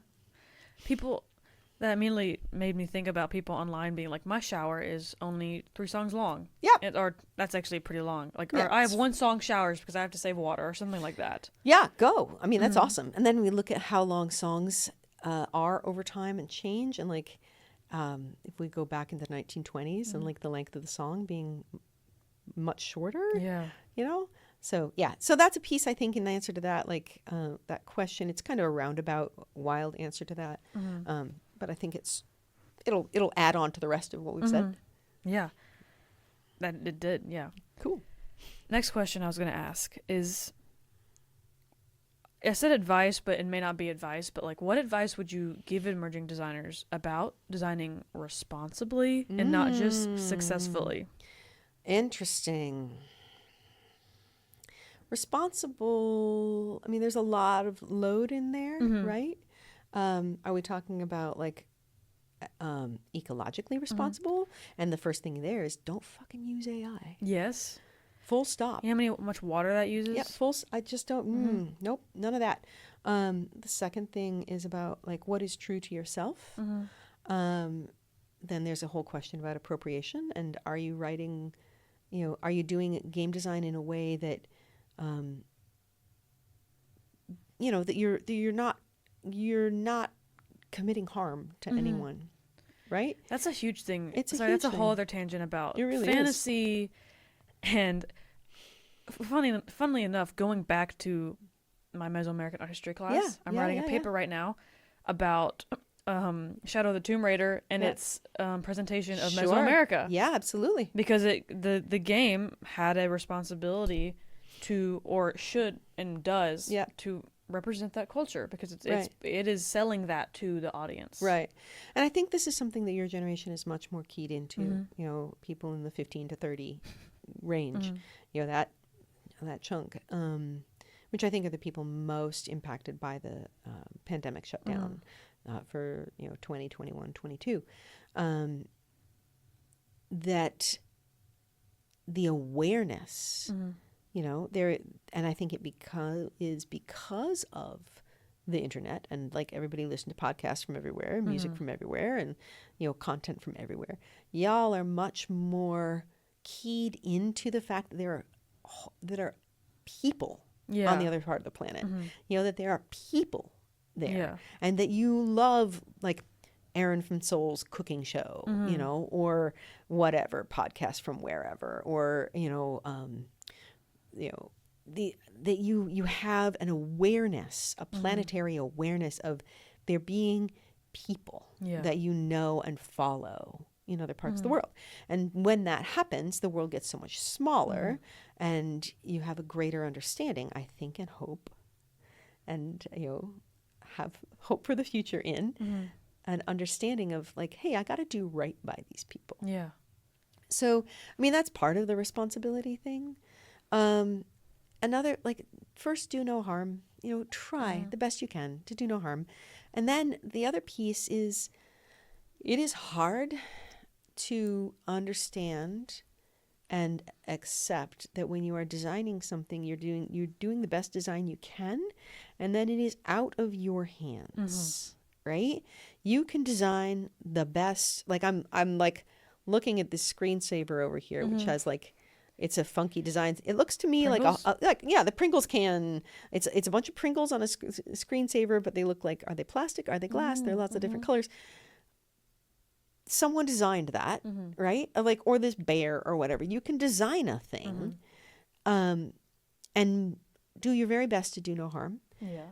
But after that, it's out of your hands, right? There comes a point where whoever designed this tiger in this book and whoever produced these items, then it is out of your hands, and you have to let that go. And if you've done your best to do no harm, and if you're willing to stand behind your design and say, here is why I made the design choices I did in the most informed way I could, with an awareness of the impact I have on, any marginalized communities and the environment, et cetera, et cetera. If you've done that minimum bit and you're good, that's the best you can do. Yeah. It's wonderful if you have the ability and capacity to call in people and say, hey, what do you think about this tiger? Is this cool? Is this not cool? Could I have made it? Is there a place I can more ethically source the material for it? That's all awesome. And in terms of role-playing game design, this gets extra tricky because I'm designing an object, right? That hopefully creates an experience for someone else, and that is a place that is full of danger, and but I can't. At the end of the day, it's like the person who designed this book. Could that be used to hit somebody? Maybe. Yeah, but it's not why they designed it. I'm gonna tell the Glomerata staff Okay. over in the other suite that's what people are using it for. Bam. I mean, that is a hefty looking book, but that's the thing of like the responsibility of design. I think we have a responsibility to tell our truth the best we can, do no harm the best we can, be willing to accept accountability. Like if someone comes back to me on any of my work and says, hey, this kind of sucks actually, it is my job to say, oh damn, I'm sorry, and see if I can fix it. Yeah. It depends on what they think sucks. That's true. I mean, there are times when if someone says like, this font is nonsense, I don't like this font, that I'm not going to take. But if someone comes to me and says, this font is causing, this font is causing a breakdown in speech to text to speech, I'm going to really consider that. Those are different issues. Yeah. I mean, that brings up, I meant to mention it earlier, but I think I got lost in whatever thread we were on. It's all good. But talking about accessibility in games. Yeah. I think also the rise of the internet has helped that. I think Definitely. a lot more people who cannot maybe leave their homes or they aren't as mobile can play these games online and play with people and connect with people. 100%. And also there's games that are made for them. Yeah. I was talking about tabletop, but I even mean like video games. My brother has cerebral palsy. Oh, okay. And, there are 20 different controllers that are made to be accessible, but he would rather just use his chin to move the joystick because he can't use his left hand. Yeah. But, there are these more options out there. Yeah. There's clothes being designed that are more accessible. Yeah. Because people are now beginning to understand that. Right. And the technology's caught up with the impulse. Yeah. Right? The idea that, because now there's people doing like things like 3D printing. Yeah. That you could have an accessibility aid that just printed. Yeah. Yeah. And that's amazing. And any place you have like here at University of Auburn that you or Auburn University, I don't know which way y'all like it. Auburn University, but it's okay. Okay, cool. Thank you for that. You have a makerspace, right? So I mean, it's like, oh, I've got this idea, and I think I'm going to do this thing, and man, I love that. Yeah. There's so many things in the world because people's desire is to help one another. Yeah. Right? We want to play games together. We want to hang out together. We want to be like, hey, look at this thing I made. Isn't it cool? Oh, that's a cool thing you made. You know, we want to do that. And then we want to help each other. I mean, if you look at the whole history of disasters, like what happens is that people rush to help. Yes. Right? There are, of course, exceptions to that rule, but the overarching thing is you rush to help. Doesn't matter, you know? So I think that that's another piece of accessibility in game design is recognizing that we want you to be able to. Yeah. You know? Play is for everybody. Yeah. Yeah. Yeah, definitely. That was just a big point, I think, mainly in the pandemic. I think even just for people just knowing that was an option. Yeah. Because it felt inaccessible. Yeah, definitely. And also like both sometimes it was physically inaccessible, but also mentally in a way, No, I totally get it. I don't have friends that come to my house. And now online, 20 different friends from 20 different places can just talk and play a game. Yeah. And I think that's really interesting. That's really insightful because like to be 15 and to be like, I kind of want to play D&D, but there's so many hurdles to get over to do that in person sometimes. Oh, yeah. Whereas online, you're like, hey, I think it was like you and a couple other people initially. And you're like... One from Ireland. Yeah. You're like, hey, let's do this thing. Okay. Yeah. I have nothing else better to do. Right? Why not? And so that's incredibly cool. And like the accessibility piece there of, why not give it a shot? And this is what comes up to me sometimes in terms of getting people to play a new game. Where you're like, if I say, "Hey, I got a new game," and it's Borderlands 3, yeah, and like, "Hey, come over and try it out." Awesome, cool. But if I say, hey, I got a new game and it's Under Hollow Hills tabletop role-playing game, Yeah. people are like, oh, I don't know. I don't know how to play that. Yeah. And I'm like, buddy, it's the same. Just like show up and have fun. Or a new card game. It's like you will understand in like 3 rounds. Right? Just That's chill. the same, right? It is. Play Catan with me. Please. I promise I will It's not. fun. It's fun. It's easy. Yeah. Yeah. And I want to do that instead of watch a movie. Yeah. Yeah. Well, it's more interactive. Mm-hmm. Yeah. There's great movies out there. Great time for that. But also like that piece of like having the courage to say, come and play a game with me. Yeah. And then people being like, oh, I don't know if I'm can. Like, you're going to be fine. You can do it. No tiger is going to eat you. I promise. That one can't get you. The one on the table, if you're listening. Yeah, no, it's a cute little stuffy squishy. You just squish it and it's fine. Yeah, that's its whole purpose in existence, is to be squished if you're stressed, right? Yeah. Awesome. Its whole purpose is that and keeping students sane because the school gives it to us. Perfect. Yeah, more tigers should be like that. Exactly. More tigers maybe shouldn't be mean and more tigers should let me pet them. I love that. So there you go. Life goals. Mm-hmm. Okay. I haven't yet played a druid, but I feel like I'd love it. Yeah. Yeah, because I do have. You could have a pet tiger. I think that any animal would be able to understand that I'm chill, Yeah, and they would sure. not attack me. Okay. So Good. Mm-hmm, Good. exactly.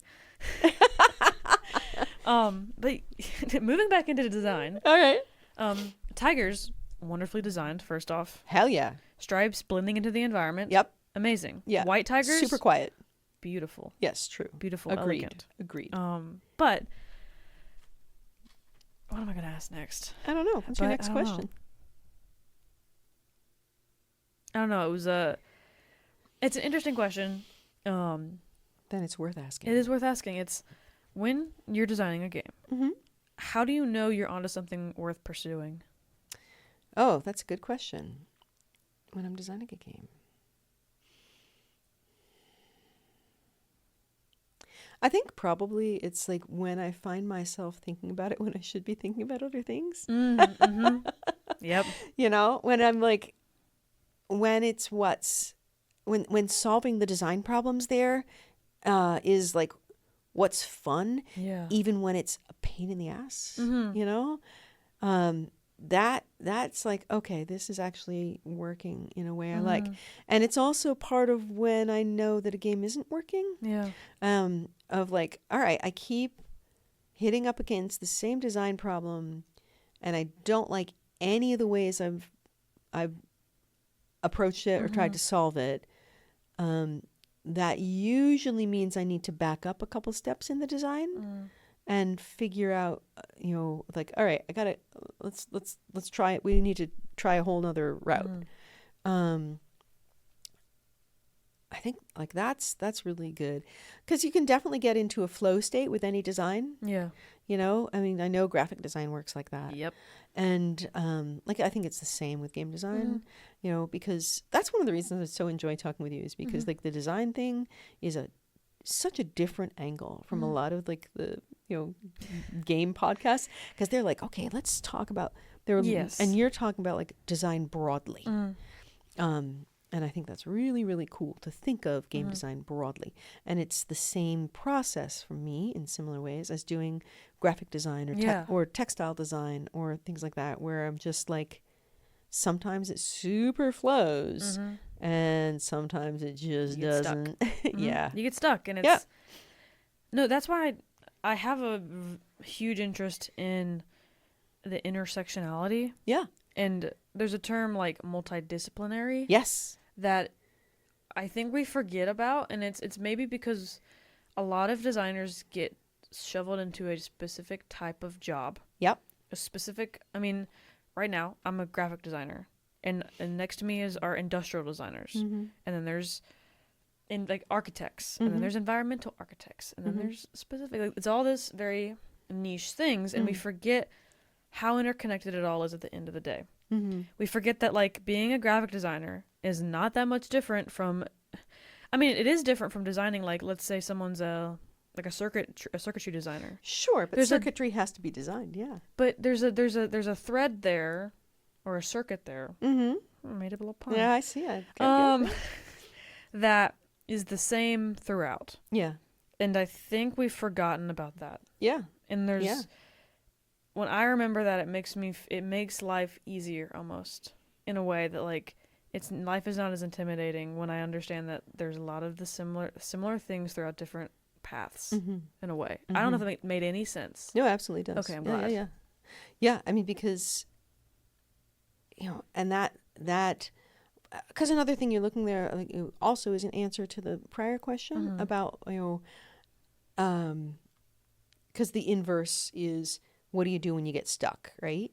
How do you know when when it's flowing well? What do you do when you get stuck? And one of the answers is show it to somebody else, because they're going to come at it with a different perspective. And that piece, that intersectionality, that interdisciplinary space of looking at it with our whole selves, because I think also in doing design we can get into a head of like, oh, I'm just doing this thing, and if we can look at it like, what if I looked at it from this other thing in my life, this other aspect of who I am, it can give us a window into how to proceed. But yeah, it's definitely good stuff to have different brains around. You need some more brains sometimes. More brains. I mean, it's Halloween, right? It's Halloween, yeah. Brains. Halloween, brains, zombies. Brains. You know what? I haven't seen lots of zombies recently, like Halloween, like movies. Yeah, I mean, well, it's all those things go in flows. They do. Sinners was great. If you haven't seen Sinners is amazing. It was a wonderful movie. Vampires are coming back. Right. So one of the things we can look at in film historiography is the ways that intersects. I love this part of film history. Sorry. I know. You've like hit. I love horror movies. I'll let you explain it. One of the things we can look at in film historiography is how different types of horror map onto different things going on culturally, socioeconomically, what we're wrestling with. And my favorite thing to look at in this, although I'm not like a huge Godzilla nerd, but is the way that like Godzilla coming out from different places and different times, unrecognizable from each other. Like what is in the original, coming out of Japan versus what is coming out of the America, a couple of years American ago. Godzilla. Whoa! Versus King Kong. Anyway, yeah. I just watched the original Frankenstein like a couple of days ago, and unrecognizable from, first of all, she's credited as Mrs. Percy Shelley in the credits. Crack up. But also, just a very wild experience for that. Anyway, but yeah, that thing, like we haven't seen it. We're like, we're not in zombies right now. We're in something else right now. I don't know. We're in lots of different things. Yeah. There's a lot to be afraid of. Yeah, there's a lot of things. That's so true. Yeah. My favorite thing is to compare the like post-World War II and then when alien movies got popular. Yeah, right? We were so afraid of invasions. We were so afraid of invasions. And we thought aliens... yeah, well, it's a nice stand-in for Russia. You know? Scary things that have technology that we don't understand. Yeah, anyway. Yeah.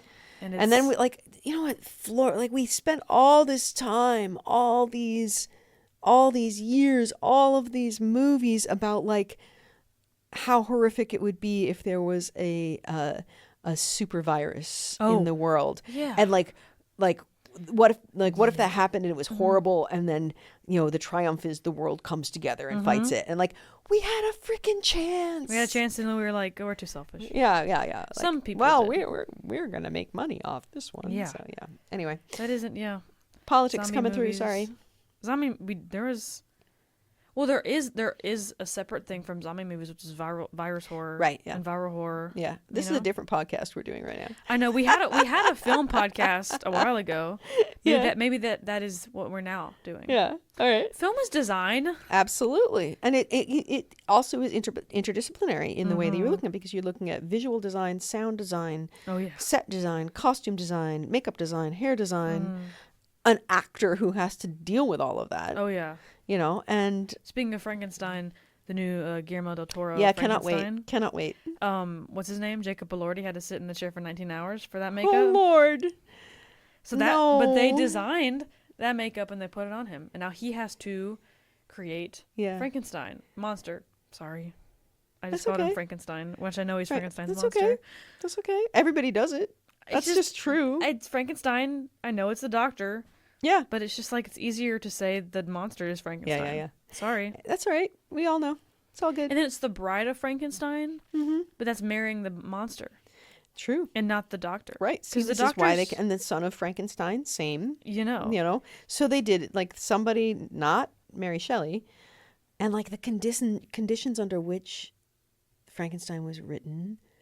I love what's going on there, ecologically, and like they don't know what's happening. They don't know why it's so freaking bad, and why they're stuck where they are, because they didn't have like as much, like storm data as we do now, and like the whole thing of like, all right, we're gonna all of us write a spooky story, and oh my gosh, there's so much about like the origins of how that happened. I'm like, super great.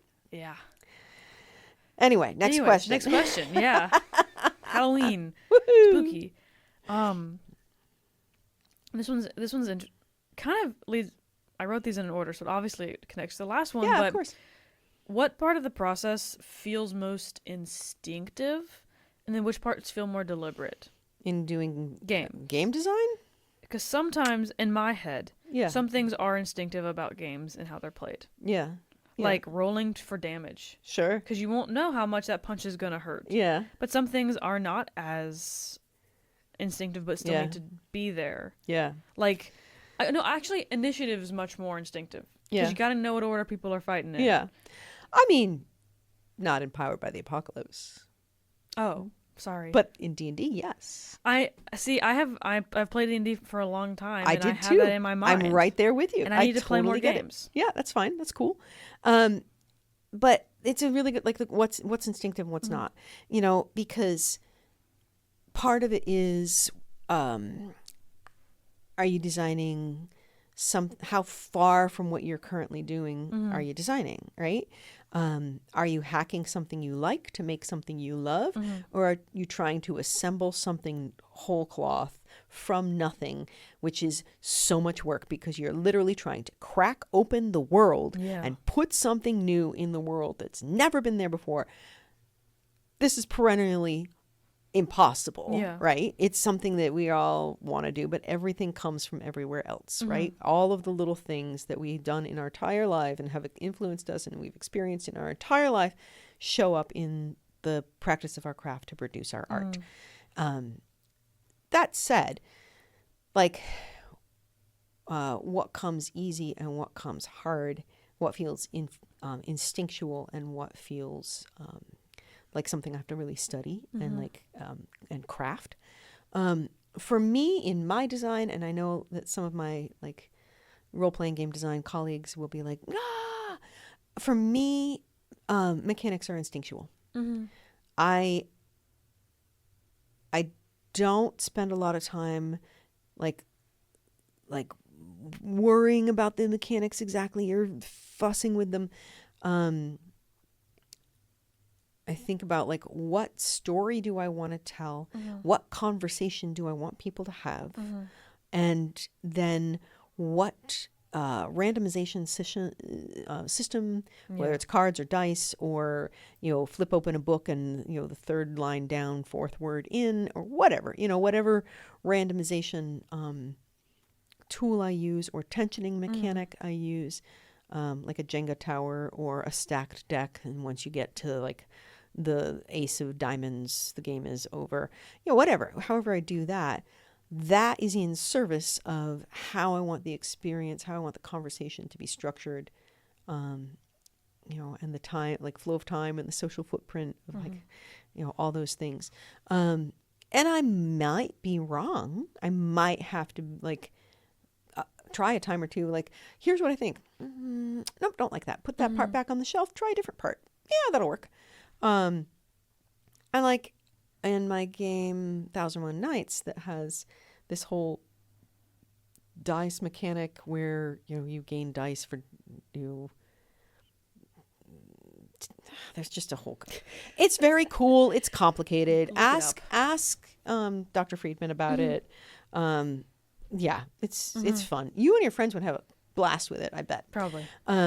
You play members of the Sultan's court, and no one can leave court. And as in any place where no one can leave, all kinds of like petty envies and irritations build up, but you can't be overt about them. Yeah. So instead, you tell stories, and in the stories, you play.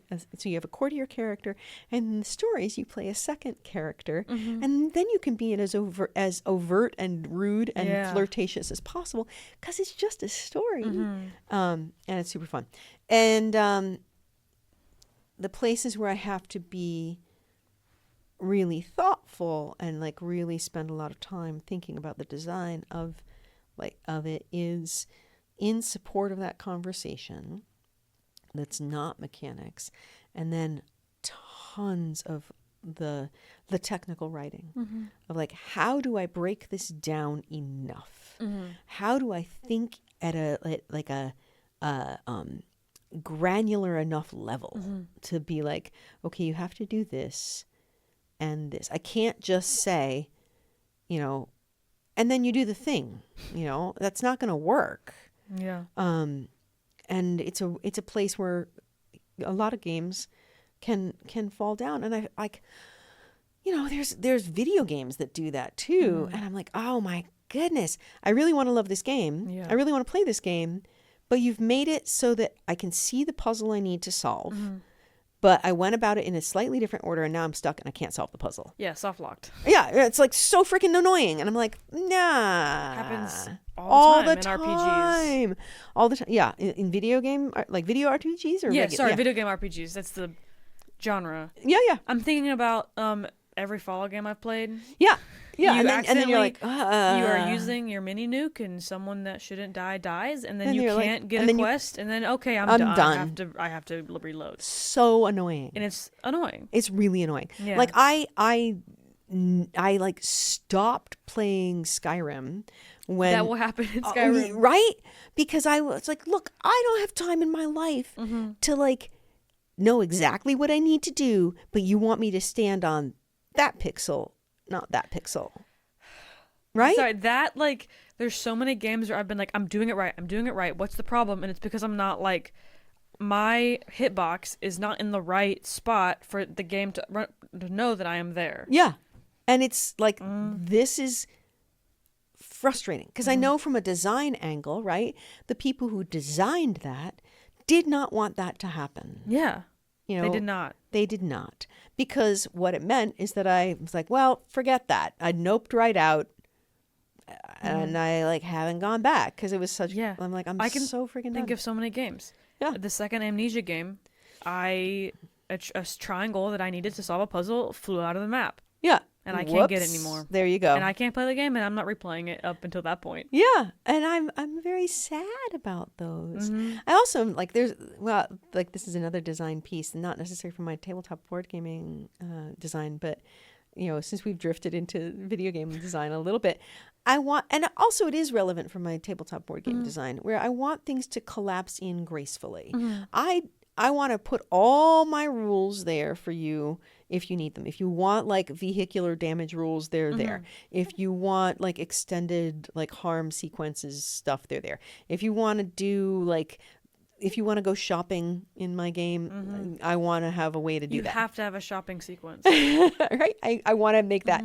If I think that's a relevant part of my game, I want it in there. Not all my games have it. Whatever. But I don't. So I want it to collapse nicely, right? I want you to be able to have all that if you want it, but I also want you to get the whole story and the experience if you're just doing this little bit. And likewise, in video games, I just want to play, and it's an accessibility issue, I just want all the story. Like, I would love to play Horizon Zero Dawn. I've seen all of her. It's been played in my house. Yeah. But there's pieces where I'm like, I don't have the time and patience for that. And it's not, so there's a piece where like some folks will be like, skill issue, but I'm like, dude, I have a job. I run a business. I have 3 kids that I've raised. I have responsibilities and stuff. Yeah. I don't have the time that I might have when I was 16 Yeah. to pour into video games. And now, right, like we run a couple different Minecraft servers that, because I love Minecraft. I love Minecraft too. But because of tendon damage in my wrist, I have to play in creative mode. Yeah. I cannot. Like, I can't. In order for me to play with my friends who play not in creative mode, which is cool, this is an accessibility issue for me. And I feel like that's a place where more AAA games could potentially lean into that space of like, I would love to have a way to play Horizon Zero Dawn and like find all the little trinkets and do all the little stuff without like the climbing piece. Like, because I can't, I just physically, there's stuff about, anyway, this is just a rant about me being sad and having like, it's true. Some games are, the mechanics of them are difficult, sometimes to be difficult because they have to add interest to the game. Like, it isn't a movie, it's an interactive experience. Sure. And I know that's the thought process that went into them, but sometimes it's inaccessible. It's annoying. Like those things can be like, it can be like interesting to some people, but then it can be like, I don't want to do this. Right. Why isn't there like a super, super easy mode? Right.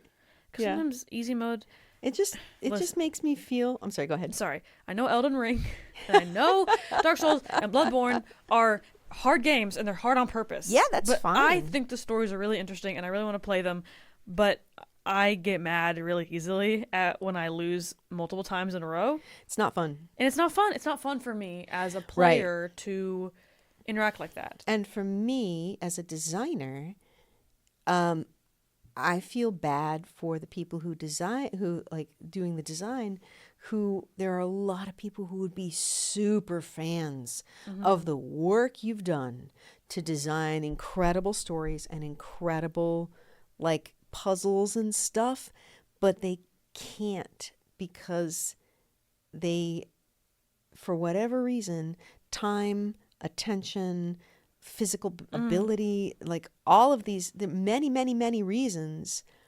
they're shut out of that experience of loving your game, loving your character design, loving your story, even loving like some of the puzzles of like, this is a thing.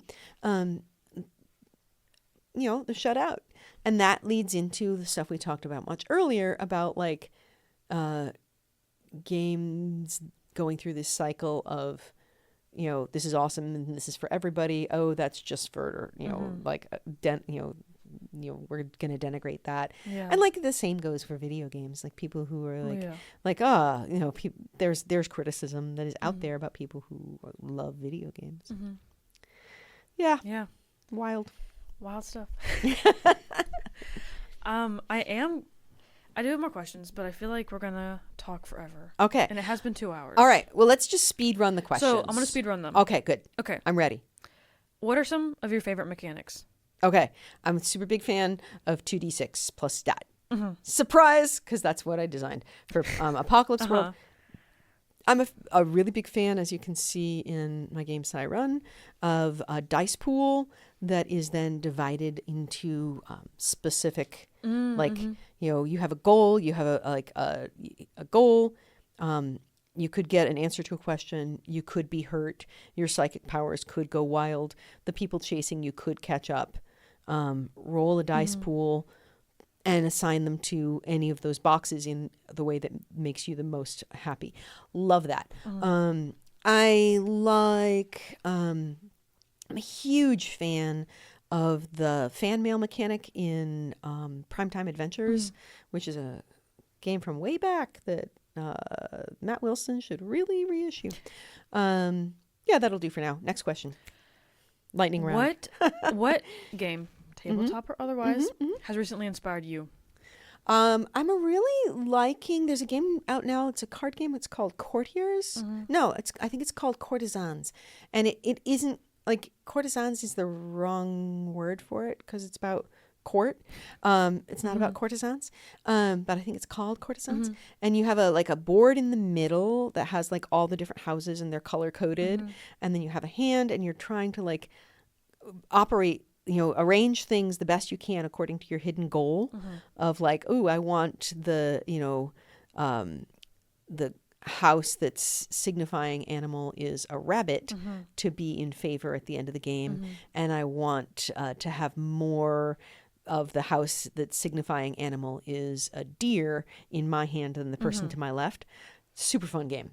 And I don't know quite what I'm doing with that next. I don't know if that's where it's going to go, but it's the game that is definitely the most of like, oh, this is cool right now. Yeah, definitely.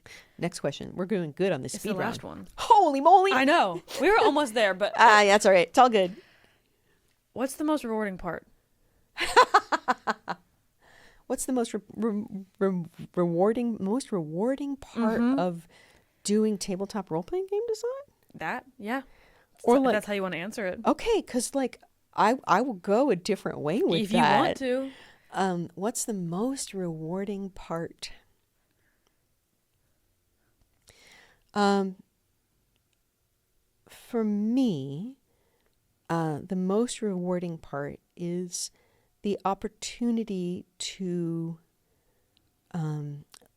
listen to and amplify underrepresented voices in the world.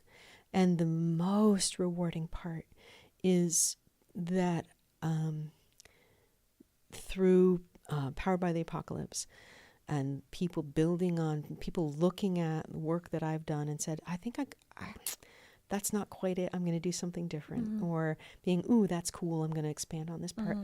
The most rewarding part is that there are people in the world out there who tell me, I mean, they don't have to tell me, but damn, when someone says, hey, I got through something because of this, or, just knowing that there are people who can breathe. I've said this a billion times. I can say it, can breathe a little easier at the grocery store on any given day because they wrote a PBTA game and they will give, they get a little, they can sell a little product that that it gave them some way to practice their craft and produce their art, put it in front of the audience, and the audience, even though it's, whatever size it is, may be like, ooh, yes, I'm going to support you as an artist and a creator.